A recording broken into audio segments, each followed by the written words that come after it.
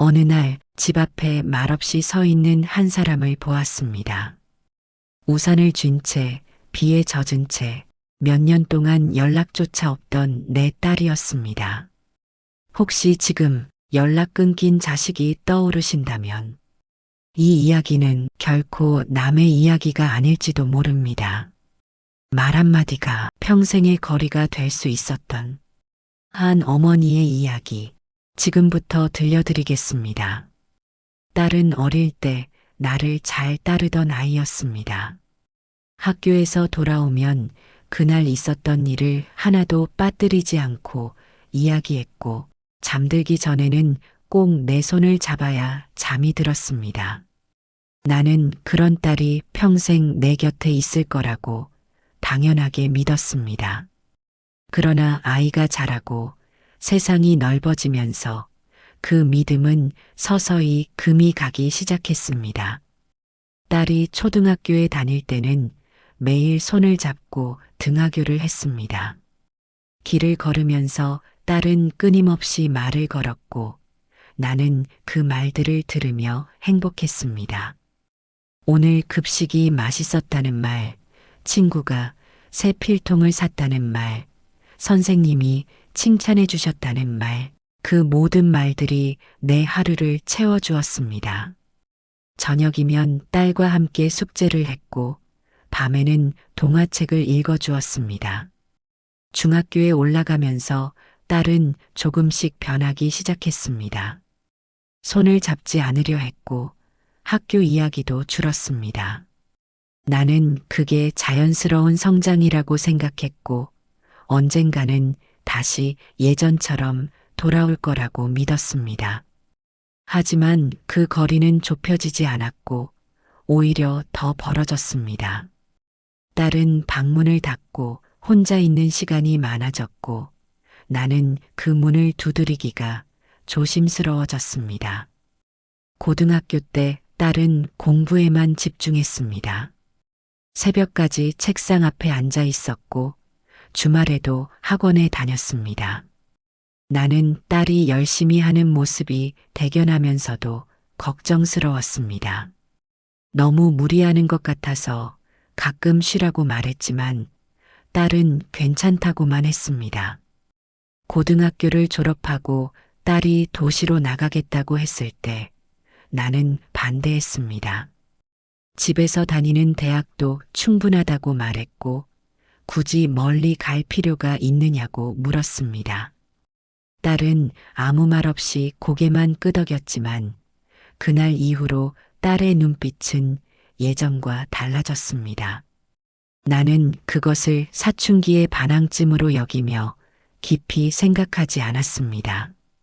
딸은 결국 서울로 대학을 갔습니다. 나는 마지못해 허락했지만 속으로는 불안했습니다. 딸이 혼자 살 수 있을까? 밥은 제대로 먹을까? 밤늦게까지 공부하다 아프지는 않을까? 그런 걱정들이 내 마음을 무겁게 했습니다. 짐을 싸는 딸을 보며 나는 울고 싶었지만 참았습니다. 딸 앞에서 약한 모습을 보이고 싶지 않았습니다. 처음 몇 달은 딸이 자주 전화했습니다. 학교 이야기, 친구 이야기, 힘든 이야기를 들려주었고 나는 그 목소리를 들으며 안심했습니다. 하지만 시간이 지나면서 전화는 줄었고 딸의 목소리는 점점 바빠졌습니다. 통화도 짧아졌고 말도 간결해졌습니다. 문제는 어느 날 크게 다투면서 시작되었습니다. 딸이 진로 이야기를 꺼냈을 때 나는 걱정이라는 이름으로 말을 세게 했습니다. 세상 물정 모른다는 말, 현실을 모른다는 말, 부모 말 좀 들으라는 말을 쏟아냈습니다. 딸은 처음으로 나를 똑바로 바라보며 말했습니다. 엄마는 내 인생을 믿어준 적이 없다고 말입니다. 그날 딸은 회사에 취직하지 않고 다른 일을 해보고 싶다고 했습니다. 무슨 일인지 구체적으로 말하지 않았지만 눈빛만은 확고했습니다. 나는 그 눈빛이 불안했습니다. 안정적인 회사를 두고 왜 불안한 길을 가려 하느냐고 물었고 딸은 자기가 하고 싶은 일이라고 대답했습니다. 나는 화가 났습니다. 대학까지 보내준 게 이러려고 보낸 게 아니라고, 현실을 보라고, 세상이 그렇게 만만하지 않다고 말했습니다. 딸은 가만히 듣고 있다가 조용히 말했습니다. 엄마는 한 번도 내 꿈을 물어본 적이 없다고, 엄마가 원하는 삶만 강요했다고 말했습니다. 그 말이 내 가슴에 비수처럼 꽂혔지만 나는 인정하고 싶지 않았습니다. 나는 반박했습니다. 부모가 걱정해서 하는 말인데 왜 그렇게 받아들이느냐고, 나중에 후회해도 늦다고 말했습니다. 딸은 고개를 저으며 말했습니다. 후회하더라도 자기 선택이면 괜찮다고, 엄마가 정해준 삶을 사는 게 더 힘들다고 말했습니다. 그 말 이후로 딸은 연락을 줄였습니다. 전화를 해도 받지 않았고 문자를 보내도 답이 늦어졌습니다. 처음에는 서운했지만 시간이 지나자 분노로 바뀌었습니다. 부모 마음도 몰라준다며 스스로를 위로했고 딸이 먼저 돌아와야 한다고 마음을 굳혔습니다. 그렇게 우리는 서로를 기다리면서도 먼저 다가가지 않았습니다. 명절에 딸이 집에 왔을 때도 분위기는 차가웠습니다. 나는 딸에게 말을 많이 걸지 않았고 딸도 짧게만 대답했습니다.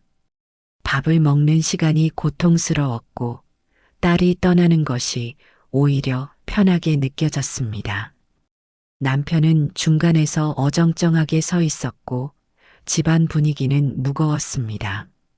한 번은 딸이 무슨 일을 하는지 물었습니다. 딸은 프리랜서로 일한다고 했고 나는 그게 불안정해 보인다고 말했습니다. 딸은 대답하지 않았고 나는 더 말하지 않았습니다. 그 침묵이 우리 사이를 더 멀게 만들었습니다. 그날 밤 딸은 일찍 방으로 들어갔고 나는 거실에 혼자 앉아 텔레비전을 봤습니다. 딸이 결혼했다는 소식은 남에게서 들었습니다. 초대장도 상의도 아무것도 없었습니다. 나는 그제야 심각함을 느꼈지만 여전히 자존심이 앞섰습니다. 먼저 연락하지 않았고 딸도 하지 않았습니다. 그렇게 몇 해가 흘렀습니다. 명절이 와도 집은 조용했고 생일이 와도 전화 한 통 없었습니다. 이웃 사람이 말해 주었습니다. 딸이 결혼했다고, 조촐하게 했다고 말했습니다. 나는 그 말을 듣고 가슴이 무너지는 것 같았지만 겉으로는 담담한 척 했습니다. 알고 있었다고, 딸이 알려줬다고 거짓말을 했습니다. 집으로 돌아와 거울을 보니 내 얼굴이 창백했습니다. 이불을 뒤집어 쓰고 혼자 울었습니다. 딸의 결혼식에 가지 못했다는 사실이, 딸이 나를 초대하지 않았다는 사실이 너무나 아팠습니다. 하지만 여전히 전화를 걸지 못했습니다. 뭐라고 말해야 할지, 어떻게 시작해야 할지 알 수 없었습니다. 전화기를 들었다 놓기를 반복했지만 결국 걸지 못했습니다. 밤이 되면 딸이 어릴 적 쓰던 방을 바라보았습니다. 그대로 두었던 책상, 낡은 사진, 벽에 붙어 있던 메모들이 그대로 남아 있었습니다. 나는 그 앞에서 한참을 서 있다가도 결국 아무 말도 하지 못했습니다. 내 선택이 옳았는지 틀렸는지 판단하지 못한 채 시간을 흘려보냈습니다. 딸의 책상 서랍을 열어보았습니다.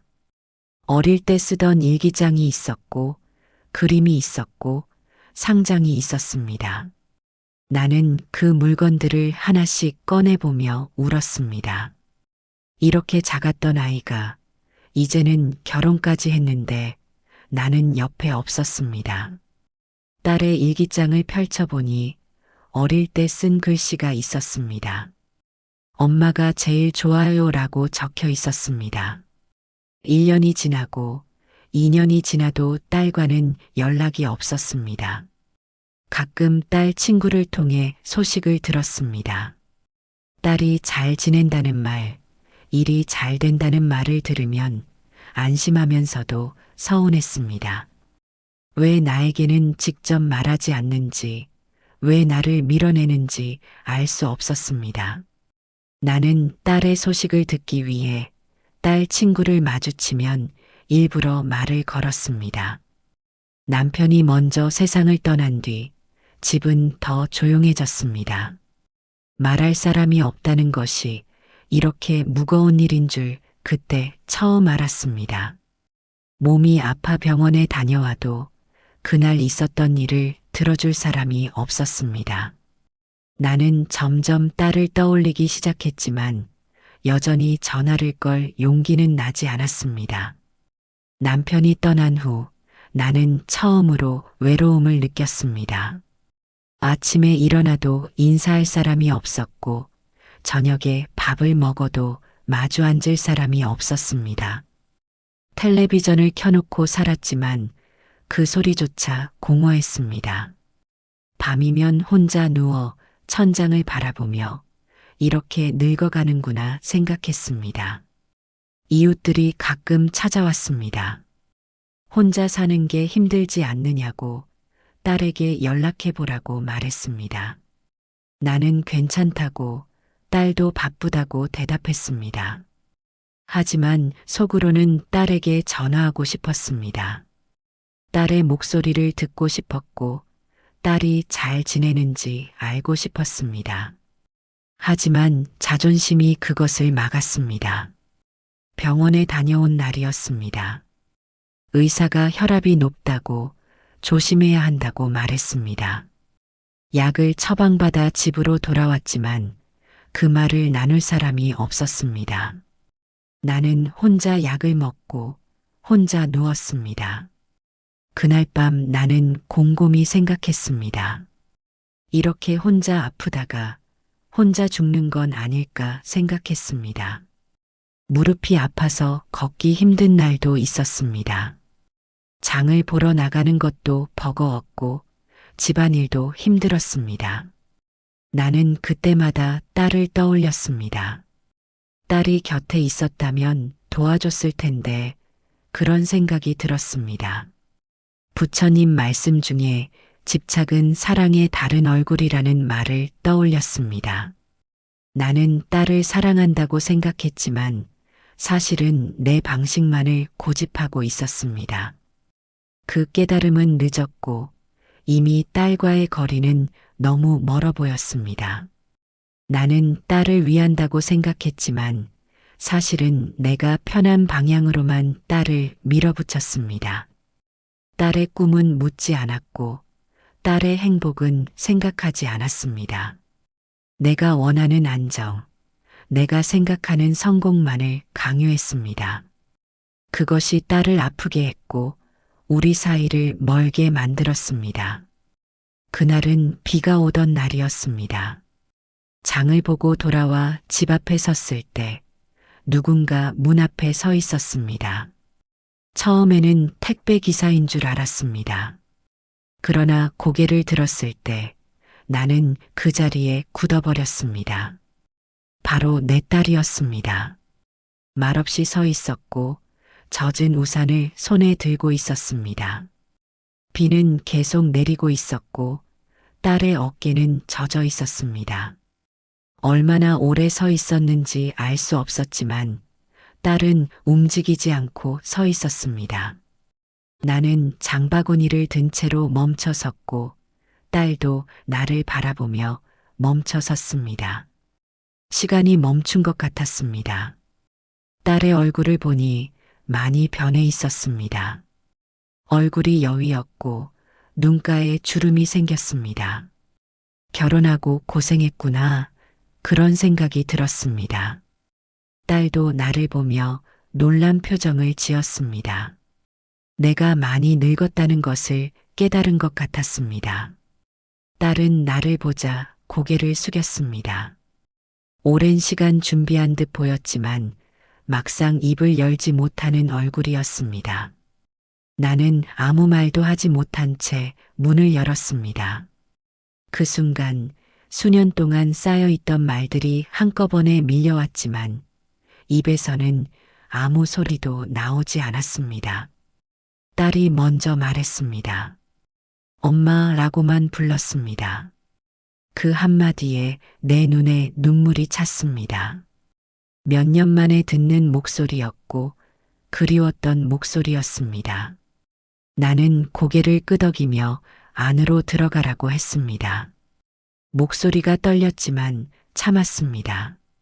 집 안으로 들어온 딸은 조심스럽게 신발을 벗고 익숙한 듯 부엌을 바라봤습니다. 물을 끓이고 찬장을 열어 컵을 꺼냈습니다. 마치 예전처럼 자연스러웠습니다. 나는 그 모습을 보며 눈물이 날 것 같았지만 참고 앉아 있었습니다. 딸은 차를 끓여 내 앞에 놓았습니다. 그리고 가만히 앉아 있었습니다. 우리는 한참을 말없이 앉아 있었고 창밖에 빗소리만 들렸습니다. 나는 딸을 보며 많이 변했다고 생각했습니다. 결혼하고 어른이 되었구나 생각했습니다. 딸은 오래전처럼 말하지 않았습니다. 대신 냉장고를 열어보고 약 봉투를 정리하고 쓰레기를 묵묵히 정리했습니다. 그 행동 하나하나가 말보다 더 크게 다가왔습니다. 그때 나는 알았습니다. 딸은 미안하다는 말을 하러 온 것이 아니라 돌아오기 위해 온 것이라는 것을 말입니다. 딸이 냉장고를 정리하면서 말했습니다. 엄마 혼자 사는 거 힘들지 않았냐고 물었습니다. 나는 괜찮다고 대답했지만 목소리가 떨렸습니다. 딸은 더 이상 묻지 않았고 그냥 정리를 계속했습니다. 냉장고 안에 유통기한 지난 반찬을 버리고 새로 산 재료를 정리했습니다. 딸이 약 봉투를 보며 물었습니다. 병원은 다녀왔냐고, 혼자 다녀왔냐고 물었습니다. 나는 고개를 끄덕였습니다. 딸은 미안하다는 표정을 지었고 나는 괜찮다고 말했습니다. 딸은 약 봉투를 정리하며 언제 먹는 약인지 확인했습니다. 딸이 청소를 시작했습니다. 먼지가 쌓인 곳을 닦고 바닥을 쓸고 창문을 닦았습니다. 나는 그 모습을 보며 고맙다고 말하고 싶었지만 말이 나오지 않았습니다. 그냥 가만히 앉아서 딸을 바라봤습니다. 우리는 그날 많은 말을 하지 않았습니다. 다만 딸이 조용히 말했습니다. 엄마 혼자 두고 싶지 않았다고 말했습니다. 그 짧은 말에 내 안에서 무언가가 무너졌습니다. 그동안 내가 지켜왔던 체면과 자존심이 한순간에 의미 없어졌습니다. 딸은 이어서 말했습니다. 엄마가 아프다는 소식을 들었다고, 그래서 왔다고 말했습니다. 나는 그제야 알았습니다. 이웃 아주머니가 딸에게 연락했다는 것을, 딸이 그 연락을 받고 달려왔다는 것을 알았습니다. 나는 딸에게 물었습니다. 왜 이제야 왔느냐고, 왜 그동안 연락하지 않았느냐고 물었습니다. 엄마가 화나 있을 것 같아서, 엄마가 자기를 받아주지 않을 것 같아서 무서웠다고 말했습니다. 딸도 떨리는 목소리로 말했고 나는 그 목소리를 들으며 가슴이 아팠습니다. 나는 그 말을 듣고 깨달았습니다. 딸도 나만큼 두려워하고 있었다는 것을, 딸도 먼저 연락하고 싶었지만 용기가 나지 않았다는 것을 알았습니다.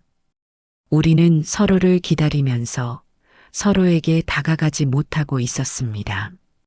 서로가 서로를 밀어낸 것이 아니라 서로가 서로를 두려워하고 있었던 것입니다. 부처님 말씀에 인연은 다시 잡는 것이 아니라 이미 이어져 있음을 알아차리는 것이라는 말이 있습니다. 나는 그날 그 말을 몸으로 이해했습니다. 딸과 나의 인연은 끊어진 적이 없었습니다. 다만 서로 등을 돌리고 있었을 뿐이었습니다. 인연의 끈은 늘어날 수는 있어도 끊어지지는 않는 것이었습니다. 나는 딸에게 말했습니다. 미안하다고, 엄마가 잘못했다고 말했습니다. 자기도 미안하다고, 엄마를 오해했다고 말했습니다. 우리는 그렇게 서로에게 사과했고 서로를 안았습니다. 딸을 안은 순간 눈물이 터져 나왔습니다. 딸도 내 품에서 울었습니다. 우리는 한참을 그렇게 울었고 말은 필요 없었습니다. 안고 있는 것만으로도 서로의 마음이 전해졌습니다. 딸의 등을 쓰다듬으며 나는 생각했습니다. 이제는 놓지 말아야겠다고, 다시는 이런 시간을 보내지 말아야겠다고 생각했습니다. 그날 이후 나는 더 이상 외롭지 않습니다. 집 앞에 서 있던 그날 딸의 모습이 내 마음에 남아있기 때문입니다. 말없이 서 있던 그 모습이 나에게는 평생의 사과이자 약속이었습니다. 일주일에 한 번씩 딸이 전화를 합니다. 짧게 안부를 묻고 밥은 먹었는지 묻고 병원은 다녀왔는지를 묻습니다. 나는 그 전화를 받으며 행복합니다. 딸의 목소리를 듣는 것만으로도 충분합니다. 예전처럼 긴 통화는 하지 않지만 그 짧은 통화가 내 하루를 채워줍니다. 한 달에 한 번씩 딸이 집에 옵니다. 냉장고를 채워주고 청소를 도와주고 함께 밥을 먹습니다. 우리는 예전처럼 많은 이야기를 나누지는 않지만 함께 있는 시간이 편안합니다. 딸이 해준 밥을 먹으며 나는 행복합니다. 딸이 손주를 데리고 온 날도 있었습니다. 어린 손주는 나를 할머니라고 불렀고 나는 그 목소리에 눈물이 났습니다. 딸은 내 손을 잡아주었고 나는 딸의 손을 꽉 잡았습니다. 손주를 안아보니 딸이 어렸을 때 생각이 났습니다. 이렇게 작았던 아이가 이제는 엄마가 되었구나 생각했습니다. 가끔 딸과 산책을 나갑니다. 예전처럼 손을 잡고 걷지는 않지만 나란히 걸으며 이야기를 나눕니다. 딸은 요즘 하는 일 이야기를 들려주고 나는 동네 소식을 전합니다. 그 시간이 내게는 너무나 소중합니다. 말하지 못한 마음은 언젠가 행동으로 돌아올지도 모릅니다. 자식과의 관계는 한순간에 끊어지는 것이 아니었습니다. 시간이 지나고 상처가 아물고 서로를 그리워하는 마음이 쌓이면 다시 이어질 수 있었습니다. 포기하지 않고 기다리는 것이 때로는 가장 큰 사랑이었습니다. 밥 먹었냐는 짧은 말 한마디가 얼어붙은 관계를 녹이는 시작이 될 수도 있습니다. 마음 선방은 이렇게 늦게나마 서로의 마음을 알아차린 어르신들과 함께 이 이야기를 나누고 싶습니다. 이 이야기가 마음에 남으셨다면 구독은 또 다른 어르신께 이 여운을 전하는 인연이 됩니다. 오늘도 평안하시길 바랍니다. 고맙습니다.